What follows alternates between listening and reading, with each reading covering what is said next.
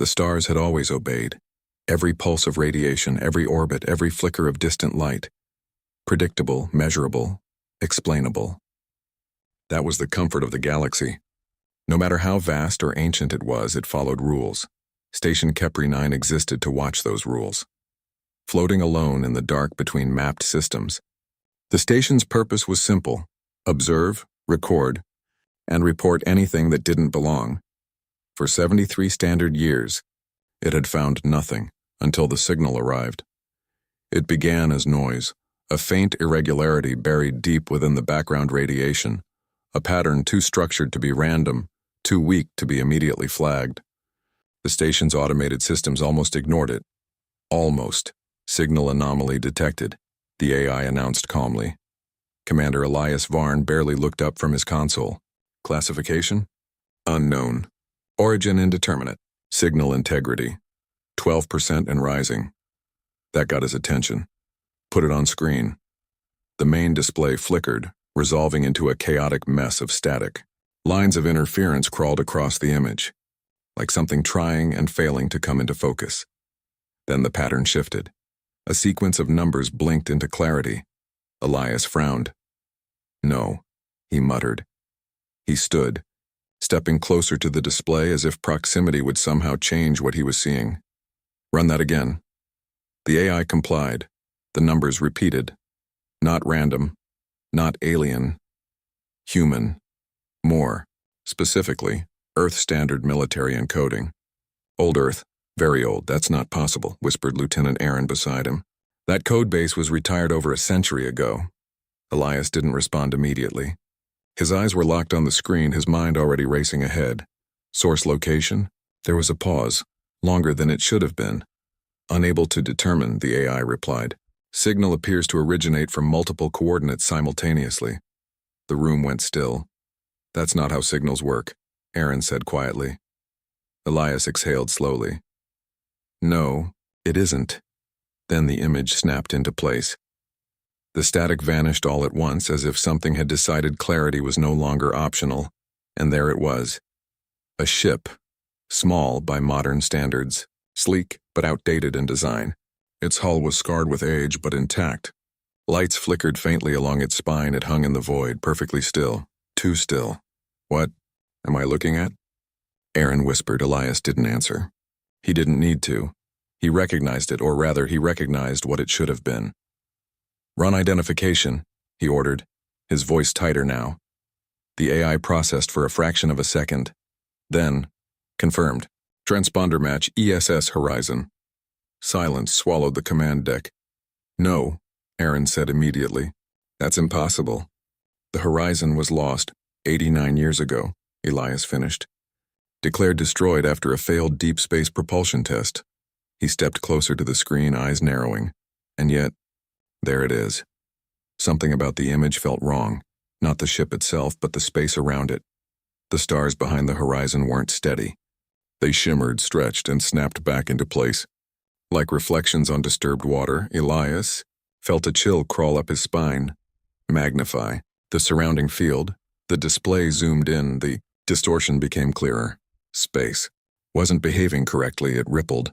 A slow, rhythmic warping, like something breathing just beneath the surface of reality. Aaron took a step back. Commander. Our sensors.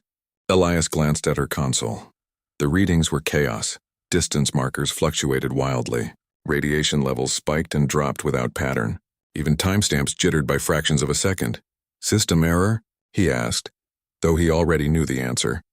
No, Aaron said, her voice tight. All systems are functioning within parameters. Elias looked back at the ship, which meant the problem wasn't the station, it was the horizon receiving. Transmission, the AI interrupted. Both of them froze. Patch it through, Elias said immediately. Static filled the room, louder this time, harsher. Beneath it, something struggled to form words. A voice. Human. Anyone receiving? This is Horizon. The signal distorted, stretching unnaturally like it was being pulled through something too narrow to fit. We've been trying to come back. Elias felt his throat tighten. Identify speaker, he ordered. Voice print degraded. Partial match found. Who? There was a brief pause. Then, Captain Mara Ilian. Status, deceased. Confirmed 86 years ago. Erin stared at the display, her face pale. That's not possible. Elias didn't answer, because at that moment, the ship moved. No thrusters ignited. No acceleration registered. There was no transition. No motion. No in-between. One moment the horizon was drifting at the edge of sensor range. The next, it was closer. Much closer. Alarms erupted across the station. Distance collapsing, Erin shouted. It's inside our perimeter. No, wait. Her voice faltered. The numbers didn't make sense. They kept changing. Commander. It's not moving through space, she said, barely above a whisper. Elias stared at the screen as the ship seemed to flicker, not visually, but positionally, like reality couldn't decide where it belonged. Then how is it getting here? He asked. No one answered. Because deep down they already knew the truth. It wasn't traveling, it was arriving. The transmission crackled back to life. Clearer this time.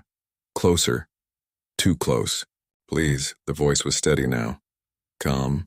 Wrong. A pause, then with quiet, unsettling certainty. What year is it? Elias didn't realize he'd stopped breathing until the silence pressed in around him. Outside the station, the horizon hung in the void, closer than it had any right to be, and the stars around it. We're still bending. The stars outside Station Kepri 9 had begun to drift, not in orbit. Not in motion, but wrong. Commander Elias Varn stood frozen before the main viewport as constellations subtly stretched and snapped back into place, like reflections on disturbed water. It was faint, almost imperceptible, but once seen it couldn't be ignored, and at the center of it all the ESS horizon, closer now, far closer than it had been seconds ago. Distance? Elias asked, his voice steady by force. Lieutenant Erin swallowed, eyes locked on her console. That's the problem, Commander. Give me the problem. It doesn't have one. Elias turned slowly. Explain, Erin hesitated. Every time I try to lock its position, the coordinates shift. Not smoothly, discreetly. Like it's not traveling through space, just selecting where it is. Elias looked back at the screen. The ship hadn't moved. And yet it had. Time index? He asked. Desynchronized, Erin replied. Station clocks are drifting, milliseconds at a time. Internal systems are compensating, but what? But the drift isn't uniform, Elias frowned. Meaning? Aaron pulled up a secondary display. Lines of data scrolled in chaotic patterns. Some systems are running ahead, others behind. It's like... She paused, struggling for words. Like different parts of the station are experiencing slightly different timelines. A cold silence settled over the room. Elias exhaled slowly. And the source? Erin didn't need to answer. They both looked at the horizon. Commander, the AI said, its tone unchanged. Incoming transmission has stabilized. Elias straightened. On speakers. This time there was no static, just a voice. Clear. Human close. Station. Kepri 9, the voice said, as if reading from memory. This is Captain Mara Ilian of the Earth vessel Horizon. Elias felt his pulse spike. You are receiving a priority distress signal, she continued. We have encountered complications during transit. There was a pause, not a glitch, a hesitation. Then, please confirm current date. Elias stepped forward. Captain Ilian, this is Commander Elias Varn. You are speaking to Station Kepri 9. Current galactic standard date is... He stopped. For a fraction of a second, the number slipped from his mind, not forgotten, just unreachable. Erin gasped softly behind him. Commander, our records... I know. The date flickered on the console, digits shifting before stabilizing again. Elias forced himself to continue. Is 14.72684.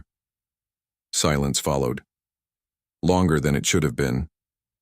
When Mara Ilian spoke again, her voice was quieter. That's not possible. Inside the station, something creaked, not metal, not structure, something deeper, like the station itself was adjusting to a pressure it didn't understand. Elias glanced at the viewport again. The horizon was closer again. No, alarms had triggered this time. No readings had changed. but it was undeniable. It now filled nearly a quarter of the visible frame. Did anyone see that? Aaron whispered. No, Elias said, because there had been nothing to see. No motion, no transition, just difference. Captain Ilian, Elias said carefully, your vessel was declared lost 89 years ago.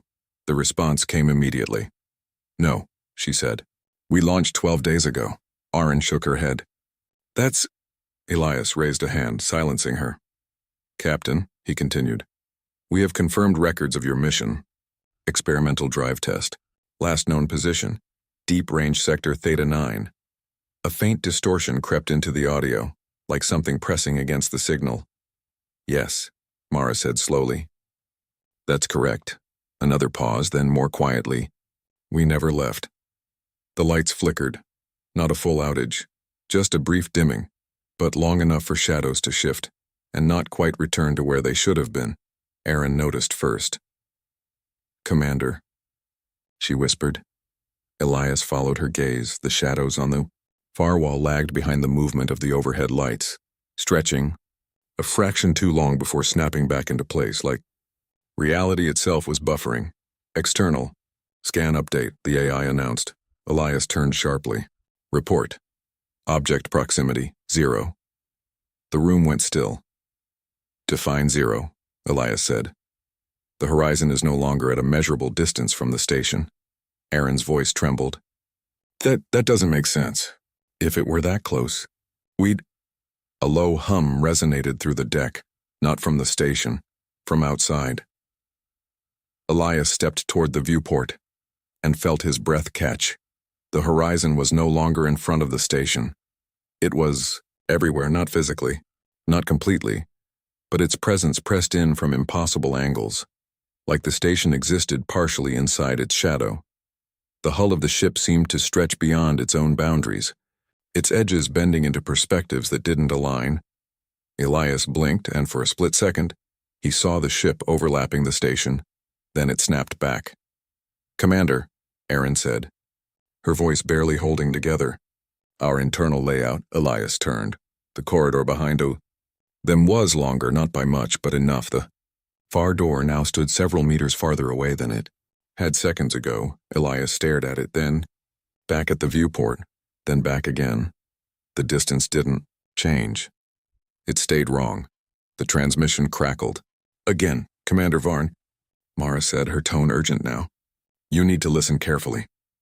Elias stepped closer to the console. Go ahead. We don't think we're fully back. A faint echo followed her words, like multiple versions of her speaking at once, slightly out of sync. We're trying to stay aligned, but it's getting harder. Aligned with what? Elias asked. There was a pause, then, with you. The hum outside intensified. The stars twisted sharper now, bending toward the horizon like iron filings to a magnet. Inside the station, time stuttered. A console flickered between two states. A blinking light repeated the same flash twice, perfectly identical. Elias felt it then, not physically but cognitively. A subtle slipping, like his thoughts were slightly out of order. Commander, Aaron whispered. Elias turned, her eyes were wide. Don't move, she said. Why? She pointed. Elias followed her gaze. To his own shadow. It wasn't attached to him, it stood a half step behind. Perfectly still. The transmission came one last time. Soft. Urgent. Almost pleading. You need to decide, Mara said. Before we get any closer, Elias swallowed. Decide what? A beat then. Whether you're going to let us come aboard. Outside. The horizon shifted again. Not forward, not closer, but deeper, as if it had just settled into a place it had always been. Waiting. Something was already inside the station. Commander Elias Varn didn't say it out loud, but the thought settled into his mind with quiet certainty, like a truth that had always been there. The horizon hadn't docked. No airlocks had opened. No alerts had triggered. And yet, reality inside Kipri 9 was no longer behaving like it belonged to them. Seal all internal bulkheads, Elias ordered. The AI responded instantly. Command accepted. Nothing happened. Elias frowned. Confirm execution. Command is both accepted and pending. Aaron's breath caught. Both? Elias didn't respond. His attention had shifted to the corridor. It was longer again, not dramatically.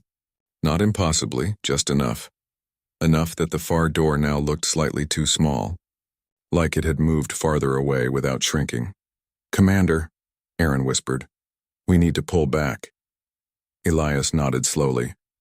Fall back to command core, maintain visual. The lights flickered, and when they stabilized, they weren't alone. A figure stood at the far end of the corridor, still, silent, watching. Elias felt his pulse slam against his ribs. Identify yourself. No response. The figure didn't move, didn't even breathe. It just existed there. Aaron's voice trembled. That's not possible. The scans didn't. I know. Elias took a step forward. The figure sharpened into clarity. A human, wearing an outdated Earth naval uniform. Old insignia. Old design, familiar, too familiar. Elias's voice dropped. State your name. The figure tilted its head slightly. Then, Lieutenant Wren Hale, it said calmly. Aaron gasped. Elias didn't move. That's not possible, she whispered. Wren Hale died with the horizon. The figure blinked, once slowly. No, it said. I'm still on the ship. The air grew colder, not physically but perceptually, like something about the environment had shifted just enough to unsettle the senses. Elias narrowed his eyes. Then how are you here? Wren Hale frowned, confused, as if the question didn't make sense. I'm not, he said simply. Behind them, footsteps. Elias spun. Another figure stood near the junction behind them, then another, and another. Different uniforms, different ages, all human, all wrong, Commander. Aaron's voice cracked. Those are all crew manifests from the horizon. Elias scanned the corridor. They weren't advancing, they weren't threatening, they were just there, looking at them, like reflections that had stepped out of a mirror. Captain Ilian, Elias said sharply, turning back to the console. Explain what's happening. The transmission answered immediately, too immediately. They're slipping. Define slipping. A pause. Then, they're not staying in one place anymore. Elias glanced back at the figures. One of them was closer. He hadn't seen it move. Aaron stepped back. They're not walking. No, Elias said quietly. They're arriving. The corridor lights dimmed again, and for a brief moment, everything doubled. 2 corridors. 2 sets of figures. 2 versions of Aaron standing in slightly different positions. Elias blinked. The second image vanished, but the feeling didn't. Commander, Aaron said, her voice shaking. We need to leave now. Elias hesitated. Every instinct screamed at him to retreat, but something else held him in. Place something colder, more rational. They're not attacking, he said. Not yet. Aaron snapped. Elias ignored that. Instead, he stepped forward, toward Wren Hale. The figure didn't react, didn't flinch, didn't breathe. Up close, something was wrong, subtly, deeply. His uniform flickered at the edges, like it couldn't decide which version of itself to display. His face shifted, just slightly, micro-expressions that didn't match his stillness. Elias stopped a few steps away. Lieutenant, he said carefully, what do you remember? Wren blinked again, slower this time. The test, he said. The jump, his voice echoed faintly, like multiple versions of the same sentence layered together. We engaged the drive, a pause, then we never stopped. The corridor stretched again. Elias felt it this time, a subtle pull, like the space between him and the others was being gently drawn apart. He glanced. Back Aaron was farther away, not moving, just farther. Commander, she called, her voice distant now. Don't go any closer.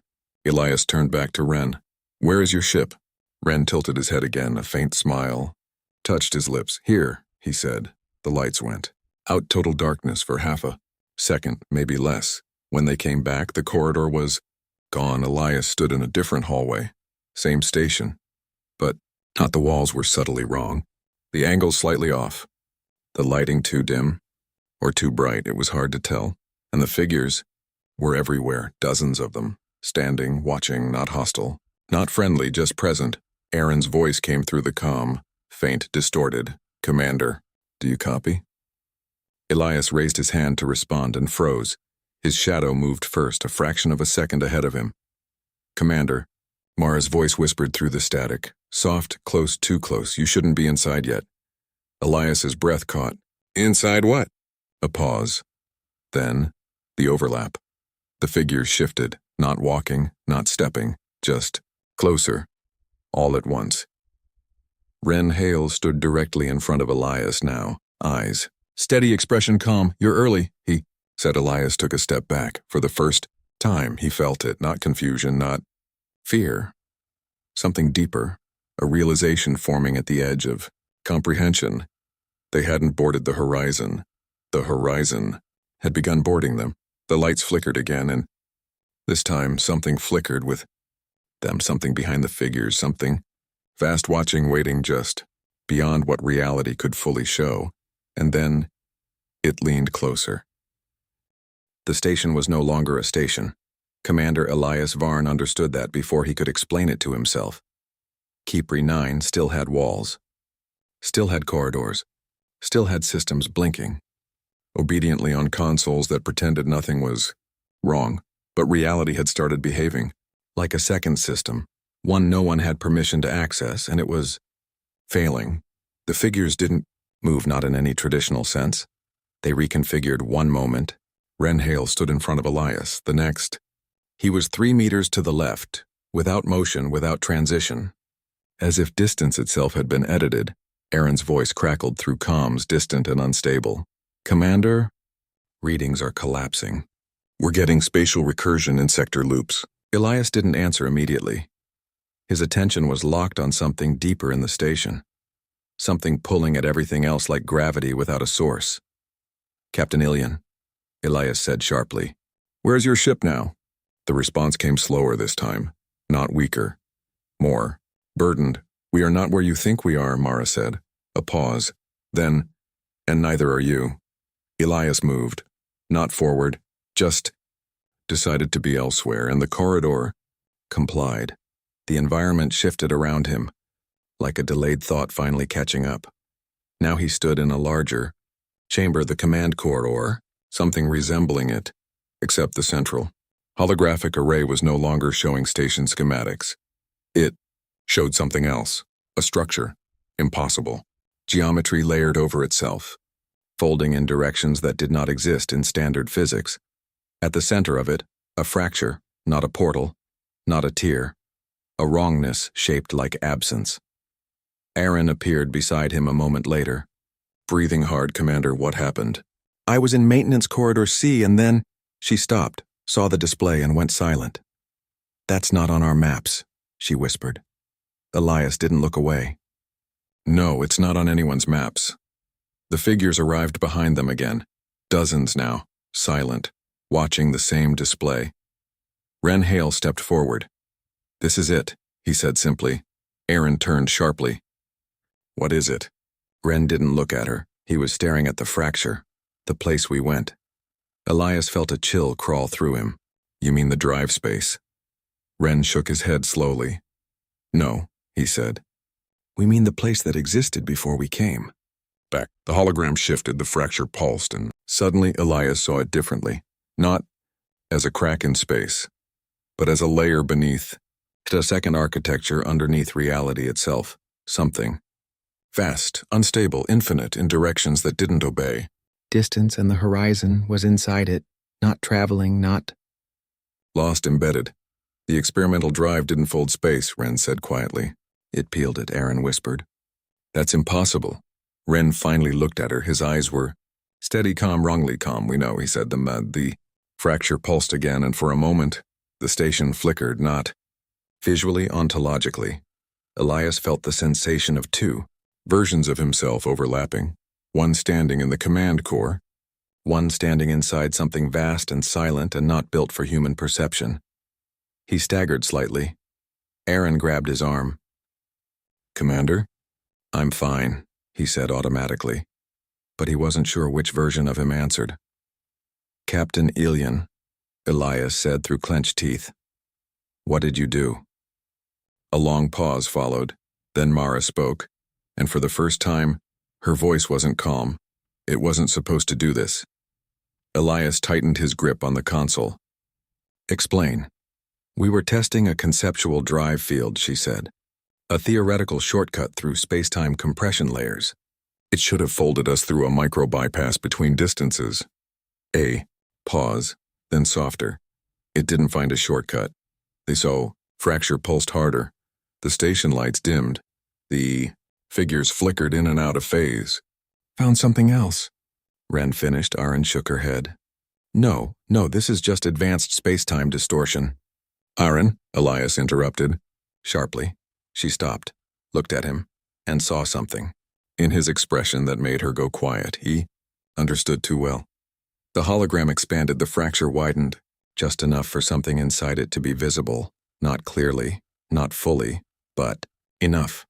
A sense of scale that broke instinctive, comprehension, a structure that wasn't structure, a space that wasn't space, and within it, the horizon alive, not drifting, not moving, learning, Elias whispered.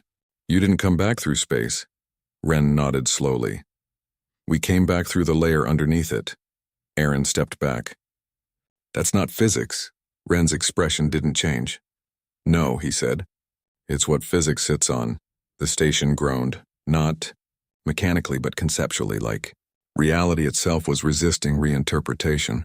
The command core lights flickered violently now. And then, one of the figures, behind them vanished, not gone, not destroyed, just no longer locally consistent. Aaron grabbed the console. Commander, the station is destabilizing. We're getting recursive temporal overlap in multiple sectors. Elias barely heard her. His eyes were locked on the fracture, because now, it was looking back. The transmission. Returned Mara's voice again, but different, layered, many versions speaking at once. We are stabilizing, she said. But the longer we stay connected, the more of your reality we inherit. Pause then, and the more of ours leaks out, Elias. Felt it then. The shift. Not external. Internal. If the concept of station was no longer a fixed idea in his mind, it was becoming negotiable. Ren stepped closer to the hologram and placed his hand near the fracture. Aaron shouted, "Don't!" But he didn't touch it, he just existed near it, and the fracture responded. The space inside the display expanded slightly, as if recognizing familiarity, as if inviting continuation. Elias whispered, "What happens if it fully connects?" Ren looked at him, and for the first time there was something like warning in his voice. Then, your reality stops being the only one in the room. The fracture pulsed. Again, harder, louder, and somewhere deep inside. Kepri 9, something finally began to open. The first warning wasn't an alarm. It was silence. Across Allied Fleet Command networks, across observation stations, across diplomatic relays scattered through 3 sectors of known space, communication didn't fail in a dramatic burst. It simply stopped making sense. Messages arrived out of order. Replies came before questions. Sensor logs contradicted themselves. Midstream, and at the center of every corrupted transmission pattern, was the ESS. Horizon Admiral Sarah Callis stood in the war room of the Helion Accord flagship, staring at a holo display that refused to stabilize. "What do you mean it arrived without movement?" she demanded. A junior analyst hesitated. "That's the wording from 3 independent observation platforms, Admiral. They all report the same thing. The ship is not traveling. It is simply reappearing at decreasing intervals." Callis narrowed her eyes. "That's not a report. That's a failure of language." The analyst swallowed. "Yes, Admiral. That's also what the linguistics AI concluded." Oh. Pause. Then, language. Breaks down when describing it. The display shifted. The horizon appeared again. Closer. Always closer. But never. Moving, and around it, space behaved like it was, unsure whether it should remain consistent. The bridge of a Zephyrian dread carrier. Captain Vale of the Outer Clades watched as his targeting systems began to argue with themselves. "Lock is unstable," his weapons officer reported. "We have 3 separate firing solutions. Another added, voice tight. All of them are... Correct. Which one is real? Vale snapped.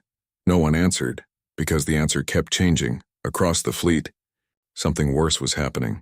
Not destruction, not attack, coordination failure. Ships began to miss targets that hadn't moved yet. Formations collapsed before orders were given. Defensive shields activated after impacts that hadn't occurred. Time itself was becoming unreliable near the horizon, and every attempt to correct it only made it worse. In the center of the growing crisis, a coalition council convened. Holographic avatars of multiple species flickered in unstable synchronization. One speaker, a crystalline entity from the Virilan Accord, spoke first. This is not a weapon. Another interrupted immediately. It is worse than a weapon. It does not obey causality. We cannot engage something that does not agree on when engagement occurs. A third voice, harsh and cold. Then we erase it. A pause. Then the Virilan entity replied softly. Do you understand what you are suggesting? It is not occupying space. It is redefining adjacency. Silence followed. For the first time in recorded coalition history, no one argued. Far ahead of the fleet, the horizon drifted through nothing that could be called space anymore. On its hull, faint distortions rippled like heat over glass. Not damage. Not shielding adaptation. Inside, the original crew stood in shifting corridors that no longer agreed on length. Captain Mara Ilian watched her console flicker. Between 3 different timelines we're stabilizing, she said quietly. Lieutenant Ren Hale stood beside her. We're not stabilizing, he corrected. We're negotiating with their physics. Mara didn't respond because outside the ship, the fleet was arriving, all of it at once. The Bay Coalition armada formed a ring around the horizon. Massive dreadnoughts.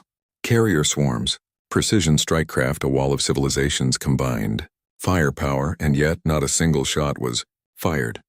Because every targeting solution disagreed on when now was. Admiral Callis watched the anomaly unfold in real time. Fire control?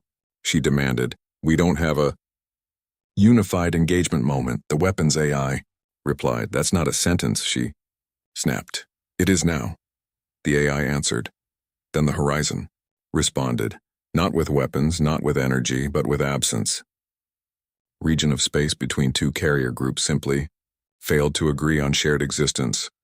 One ship blinked out of alignment for half a second, then returned, but in that half second, it had never been fired upon. Panic spread instantly. Report. Callis barked. A sensor officer stammered. Admiral, the ship is not targeting us. It is disallowing convergence. Translate that, she ordered sharply. The officer hesitated, then whispered, It is making sure our attacks never happen at the same time as their target. A long silence followed. Then Callis said the only thing that mattered. That's not defense, a pause. It's authorship. Inside the coalition fleet, something began to fracture. Not ships, not hulls. Certainty. Command structures stopped trusting their own orders. Pilots hesitated before firing. Entire squadrons began receiving contradictory mission histories, and every contradiction pointed back to one impossible conclusion. The horizon was not resisting them. It was editing the battlefield. On the bridge of Kepri 9, Elias Varn watched the fracture in the command core expand. Through the station's systems, Aaron stood frozen beside him. The fleet is engaging, she whispered. Elias didn't respond immediately, because, through the overlapping distortions, he could see it now. The horizon wasn't just affecting their station, it was affecting agreement itself, between ships, between moments, between causes and effects. Commander. Mara's voice came through the distortion, quieter now. They're afraid, Elias exhaled slowly. Of what? A pause. Then, of the fact that we're not breaking physics. Another. We're showing them it was never singular. Outside the station, reality flickered, and for the first time, the galaxy understood a terrifying possibility. Humanity had not created a weapon. They had discovered a second version of existence and learned how to stand inside it. The coalition armada did not retreat. That was what made it terrifying. Even as causality fractured around the ESS horizon, even as targeting systems argued with themselves and time refused to behave consistently, thousands of ships held formation, not because they understood, because they were afraid to be the first to break. Admiral Sarah Callis stood on the flagship bridge, hands clasped tightly behind her back. Around her, officers spoke in half-finished sentences as their instruments refused to agree on a single version of reality. "We have to disengage," one captain insisted. "Our firing solutions are collapsing faster than we can—" "No," Callis interrupted sharply. Silence rippled across the bridge. She stared at the central display where the horizon hovered inside a ring of warships like a calm eye in a storm that had forgotten how to form properly. "If we withdraw now," she said slowly, "we admit this is not a battlefield." A pause. "Then what is it?" someone asked. Callis's eyes narrowed. "A test." Inside the overlapping distortion field, the horizon was no longer merely present. It was responding, but not like a weapon, like a system adapting to pressure. Inside its hull, Captain Mara Ilian gripped a railing as the ship shifted subtly between contradictory geometries. "We're stabilizing their engagement layer," she said. Lieutenant Ren Hale looked at her. "That's not what we're doing." Mara didn't look away from the flickering console. "It's close enough." Outside the viewport, enemy ships shimmered in and out of alignment, like reflections trying to decide which surface they belonged to. "They're trying to lock us into a single reality frame," Ren said. Mara nodded. "And failing." A pause, then softer. "Because we don't fully belong to one anymore. The first attack came without warning, or, rather, it came with too many warnings." 12. Separate fleet groups initiated firing, sequences at the same target, but none of them happened. At the same moment, plasma lances ignited before charging. Missile volleys launched after impact windows had already passed. Beam arrays fired into positions the horizon had occupied seconds earlier, or would occupy later. Every attack missed, not by evasion, by disagreement. On the coalition bridge, alarms finally stabilized long enough to be understood. "Admiral," a tactical officer said urgently, "we're not hitting the target because the target is not consistently in the same temporal state across all firing solutions." Callis turned slowly. "Explain that in something resembling language." The officer hesitated, then said quietly, "It is out of sync with itself across our attack timelines." A beat. Then, "We are firing at different versions of the same moment." Callis closed her eyes for half a second. When she opened them again, her decision was made. "Then we stopped trying to agree with it," she said. The bridge went still. "We adapt to it instead." Orders spread instantly. The coalition fleets shifted.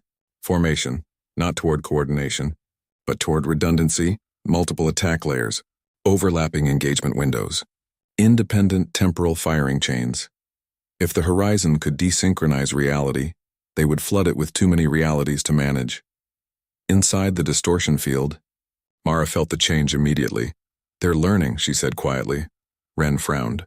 "That's not possible this fast." "It is when survival depends on it," Mara replied. The ship shuddered, not from damage, from overload. Outside, the fleet was no longer trying to agree on one moment of attack. They were attacking across all moments at once. Elias Varn, still inside Kepri 9's fractured command core, watched the impossible unfold across overlapping sensor feeds. The station AI struggled to keep up. "Multiple causality streams detected," it announced. Aaron's voice was tight. "They're saturating the field. The horizon can't suppress that many concurrent timelines." Elias didn't answer immediately because something else was happening now, something worse. The station itself was beginning to respond, not to commands, to pressure. A console behind them flickered, then stabilized, then flickered again, but differently. Aaron stepped back. "Commander." "The station is adapting." Elias turned sharply. "To what?" "To the battlefield model," she whispered. A pause, then, almost afraid to say it, "It's starting to simulate the same rules." Outside the station, space bent again. Not toward the horizon, but toward understanding. Like reality itself was attempting to learn the new language being forced upon it. On the Coalition flagship, Admiral Callis watched as the next wave of attacks began. Not synchronized, not unified, but layered, a storm of overlapping causality strikes. "If they cannot be pinned to one moment," she said quietly, "then we hit every moment they could be." The Armada responded, and the universe itself seemed to hesitate. Inside the horizon, alarms blared as the ship absorbed the incoming temporal saturation. Ren gripped a console. "They're forcing convergence." Mara's voice was calm but strained. "They're trying to drown us in probability." Outside the viewport, the fleet blurred into overlapping shadows of itself, thousands of firing solutions, hundreds of conflicting realities, all collapsing toward the same target. Elias felt it before the station registered it. A pressure. Building across the command core, Aaron staggered. "Commander, this is too much. The overlap field is destabilizing." Elias stared at the central fracture. It was no longer just opening, it was reacting, like something on both sides had finally reached equilibrium. Pressure. Mara's voice returned through the distortion. "Quieter now, urgent. They're not afraid of us anymore," she said. Elias frowned. "Then what are they doing?" A pause, then. "They're trying to see if we can survive being fully real." The fleet fired again, all at once, across every timeline they could calculate. And for the first time, the horizon did not dodge. It held. The impact did not arrive like an explosion. It arrived like agreement collapsing. Across every synchronized and unsynchronized firing timeline, the Coalition Armada's assault converged on the ESS horizon, not in space but in possibility. Every weapon discharge, every beam, every projectile, every delayed detonation that had ever been calculated finally aligned into a single, impossible moment, and for an instant, reality held its breath. Inside the horizon, alarms stopped making sense. Lieutenant Ren Hale stood frozen at the forward console as streams of incoming fire resolved into overlapping waves of causality. The ship's systems tried to respond, but even its adaptive field hesitated, like it was suddenly unsure which version of defense applied. "They've synchronized everything," Ren said quietly. Captain Mara Ilian didn't look up. "Not synchronized," she corrected. A pause, then more softly, "collapsed." Outside, space fractured into layered violence. Hundreds of ships fired into the same target, each attack real in its own timeline, each impact valid in its own physics.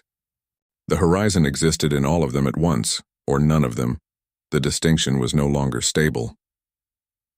On the Coalition flagship, Admiral Sarah Callis gripped the railing as her bridge shook, not physically but perceptually. Consoles displayed contradictory outcomes in real time. "Damage report," she barked. A tactical officer hesitated. "We have simultaneous confirmations, Admiral. The target is destroyed. The target is intact. The target is not applicable." Callis turned slowly.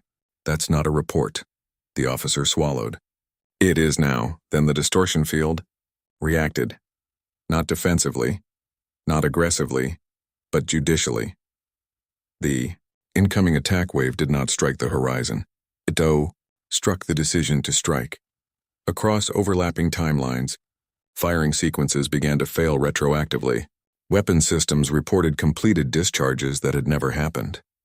Missile salvos appeared in logs but not in space. Beam weapons recorded impacts on coordinates that had never been targeted.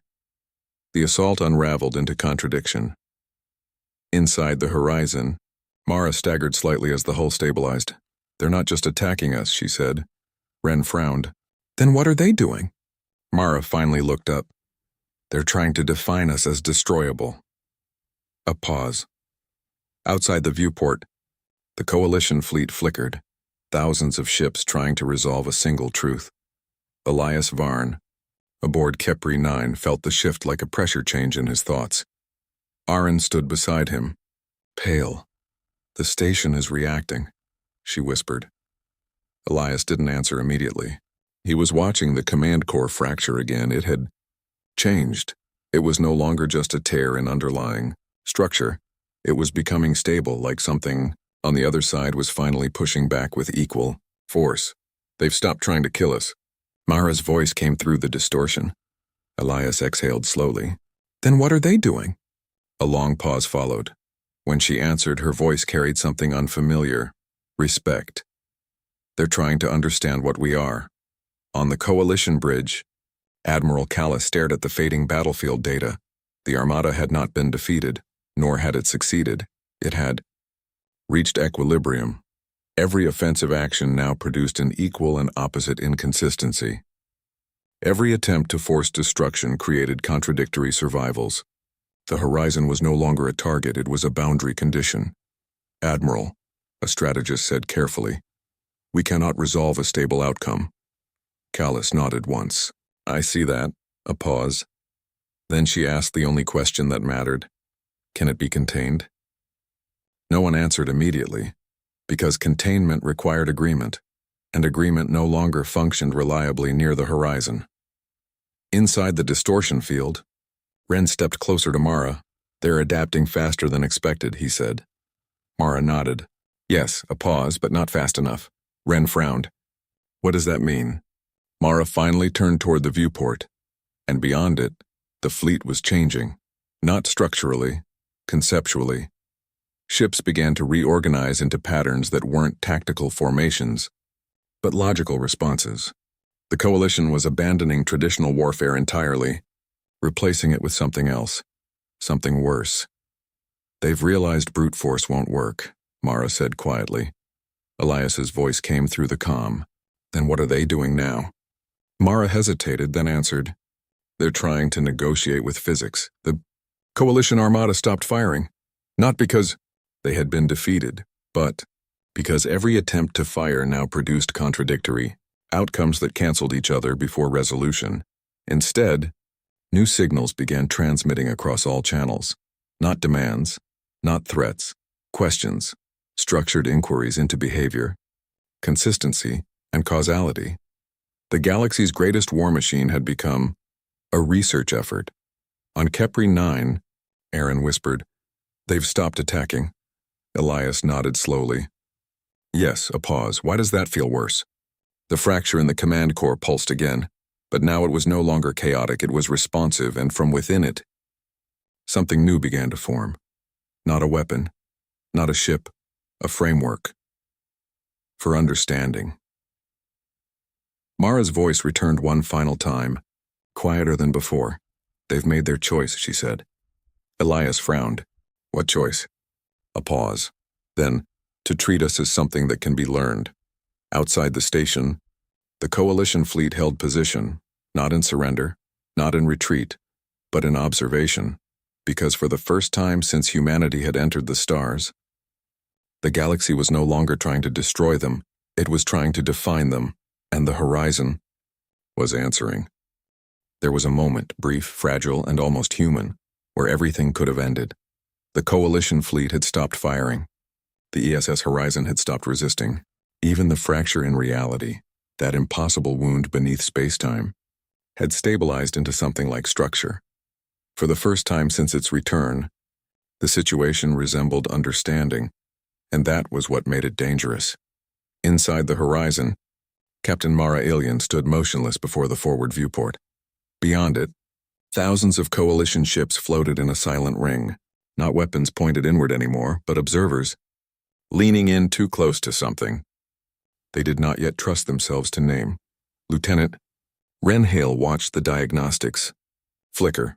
They're not attacking, he said quietly. Mara nodded. No, a pause. Worse, she added. Ren glanced at her. Worse than attacking? Mara didn't look away from the stars. They're learning how to keep us here. Across the Coalition Armada, data streams stabilized into something unprecedented. Shared interpretation, not agreement, not consensus, but synchronization of questions. Admiral Sarah Callis stood on her bridge as the tactical display reconfigured itself without command input. The horizon was no longer being targeted. Instead, it was being modeled, simulated across thousands of predictive frameworks simultaneously. A scientist aboard the fleet whispered into comms, voice trembling. We are not fighting it anymore. We are mapping it. Callis's jaw tightened. And what do you find? A long pause. Then, that it does not occupy space, the scientist said. It occupies rules, Inside Kepri 9, reality was beginning to thin. Commander Elias Varn felt it first in the silence between thoughts. The command core no longer flickered with instability. Instead, it held steady in a way that felt unnatural, like a system that had been forcibly debugged by something that did not understand mercy. Aaron stood beside him, voice barely above a whisper. "The station is no longer reacting to the horizon," she said. Elias frowned. "Then what is it reacting to?" Aaron swallowed. "Everything. It has changed." The fracture in the command core expanded again, but not outward, inward, as if something on the other side had finally stopped pushing against reality and started pulling it through. On the horizon, alarms did not sound. They simply ceased to be relevant. Mara closed her eyes for a moment. "They've reached the threshold," she said. Ren tensed. "What threshold?" Mara opened her eyes. "The point where observation becomes participation." Outside the ship, the coalition fleet began to shift, not tactically, not militarily, philosophically. Ships reoriented themselves, not toward attack vectors or defensive arcs, but toward perspective alignment. Sensor arrays recalibrated not to detect the horizon, but to interpret it consistently because inconsistency was no longer acceptable, not in a system trying to understand something that rewrote consistency itself. Admiral Callis watched the transformation unfold with a cold clarity that bordered on unease. "We are stabilizing its behavior," a fleet analyst reported. Callis didn't respond immediately, then she said, "No." A pause. "We are stabilizing our relationship to it." Inside Kepri 9, Elias stepped closer to the command core display. The fracture was no longer jagged, it was smooth, structured, almost inviting. Aaron stepped back instinctively. "Commander, it feels like it's waiting." Elias didn't deny it. Because it was. Mara's voice came through the distortion, softer now. "They're ready," she said. Elias frowned. "Ready for what?" A pause. Then, "To decide what we are allowed to be." The coalition fleet sent one final synchronized transmission. Not a command, not a question. A framework. A structured proposal of containment, coexistence, and observational integration. A system designed not to destroy the horizon, but to anchor it within understood reality. It was, in every sense humanity had ever known, a peaceful solution. And yet, inside the horizon, Mara shook her head slowly. "They still don't understand," she said.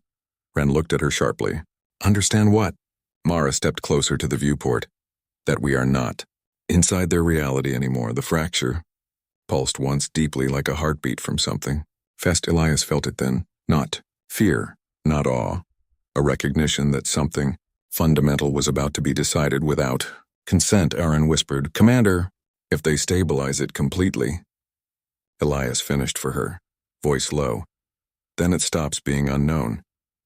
Mara raised her hand toward the controls. "Final transition sequence initiated," she said quietly. Ren stiffened. "Mara, what are you doing?" She didn't look at him. Ending the overlap. Outside, the coalition fleet watched as the horizon began to fade. Not moving, not escaping, unthreading. Reality around it folded inward. Not violently, but conclusively. Like a book closing on a chapter that could no longer remain open. Admiral Callis stepped forward on her. "Bridge, do not interfere," she ordered softly. Her officers looked at her in confusion. "We are not losing it," she said. A pause. "We are witnessing where it goes when it stops being constrained." Inside Kepri 9, Elias watched the command core fracture collapse into a single point of impossible clarity. Aaron's voice trembled. "Commander, it's leaving." Elias nodded once. "Yes." A pause. "And it was never really here the way we thought it was." On the horizon, Mara stood alone now. The ship was no longer inside the coalition's interpretive framework, nor inside Kepri 9's compromised reality. Was somewhere else, somewhere. Underneath, she exhaled slowly. "Goodbye," she said, and then the ESS horizon did not vanish, it simply stopped. Being something reality could continue describing. The galaxy did not lose it was just no longer allowed to define it. and somewhere beyond comprehension, humanity had touched the impossible and chosen where to let it go.